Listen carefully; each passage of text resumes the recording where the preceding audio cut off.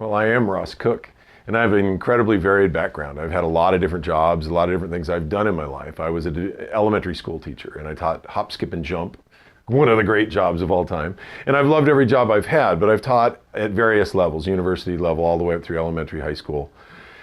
Worked in universities, was a Division I basketball coach for a long time, have cut teams in the CBA, worked in the financial planning services industry as Series 7 principal, all of that kind of stuff. Managed as many as 1,900 accounts at a time. It's just a varied background where I've always been fascinated with the idea of why someone could do something once, and the next time when they went to replicate that act, they couldn't do it the next time.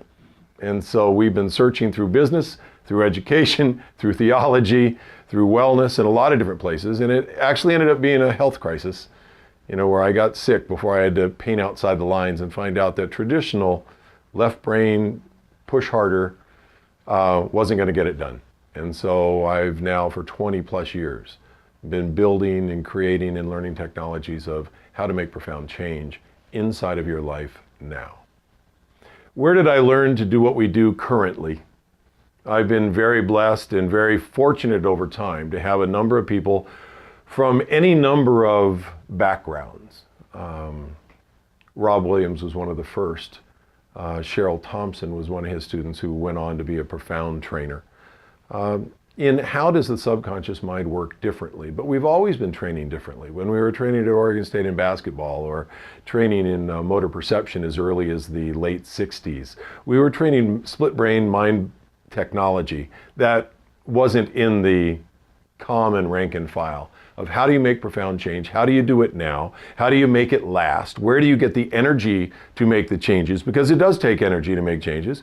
We have enough energy to be well now, but we just tend to spend that on programs that are traditional, that are historical, and that are automatic, that we didn't consciously learn, but we're subconsciously replicating and giving CPR to every day of our life. So I learned it from a number of places. Dar Emmy, who runs the Yellow Ribbon program, which is the second largest teen suicide prevention program in the world. Barbara Dewey, a brilliant author and channel. I've been very, very fortunate as well as being able to work with a number of kahunas in Hawaii and spend a lot of time with them. Serge King being one, and a number of other people who aren't all that well known and don't want to be that well known, but they've been there at the right time, right place to help me learn what the next thing was to share. Let's give you a couple case examples and show you what's different about balancing. It's not unusual for someone to be coming over, and we have one client in particular we'll talk about now, and he's given us permission to talk about his story. On the way over, he was thinking about business and this and that, and there was a number of resentment programs running. And as he comes in, now we're going to have a new and brand new program and discussion about something and really what's going on. All of his history, all his connections to a bunch of other people that currently aren't in the room are making the determinants of his choices of behavior, his choice of thought, a lot of things. So what we did is we took those situations specifically that he knew of, kind of like keyholes. What do you know about resentment? Where has it been difficult? Is that the first time it's ever been that difficult? What's the most difficult time? And we went searching through his subconscious mind to find the biggest of those programs. We then were able to put him through a series of exercises. And I think it was 24 minutes, 23 minutes, something like that. When he released out of the balance, he can remember them, but he can't access the stress, the ire, the anger, the resentment. And now what he has is all that energy running through clarity, peace, an innate knowledge of success. And that makes him very different in that moment. That means he's going to respond differently. We're no longer talking to some business partner he had 10 years ago. We're now really talking to him. And when we're talking to people like that, the best in the people connect.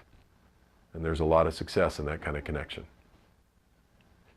We're asked in today's world of what's going on in the economy, what's going on in business, what's happening in many formats. Where do you start?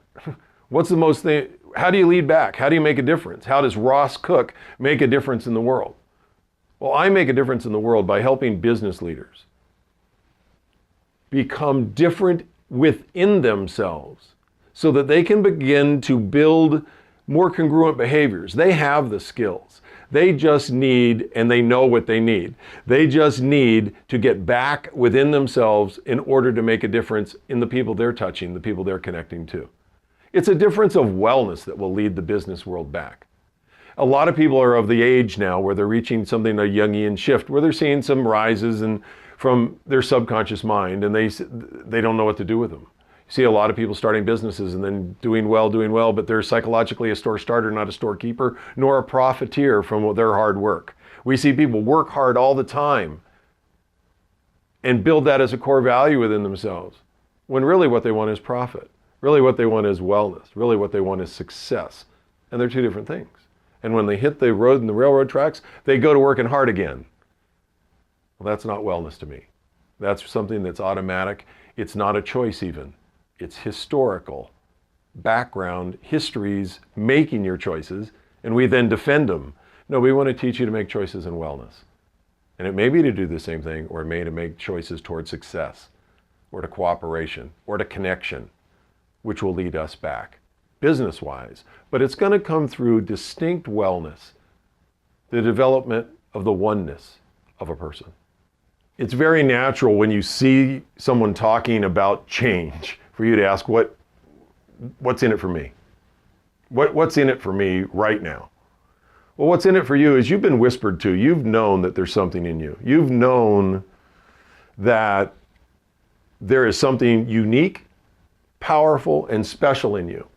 And the challenge is, how do you access it? Because most of how we became who we are, we didn't raise our hand and volunteer and someone gave us a file and we put it in. It just kind of happened. Where did we get the permission to be who we are? Where did we understand and believe someone when they gave us permission to be who we are? There's a lot in there.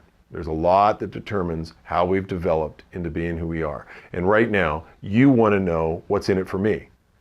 Well, what's in it for you is the ability to work at a level that you're comfortable with, in a place that is that whispered zone you've run into occasionally, maybe in athletics, in music, in conversation where time isn't time, where effort isn't effort. You know, you've been sitting there and it's easy. It's that running zone where you're both relaxed and you're incredibly vital. You can learn to live there using our balancing techniques.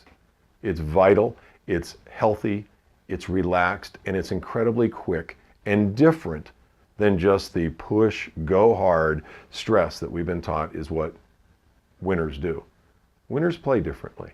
Winners play psychologically differently. That's different in business. That's different in successful homes. That's different in building the kind of environment that determines success to you. And what you want is what we can get you, because you have the encodes and we can teach you how to use the energy.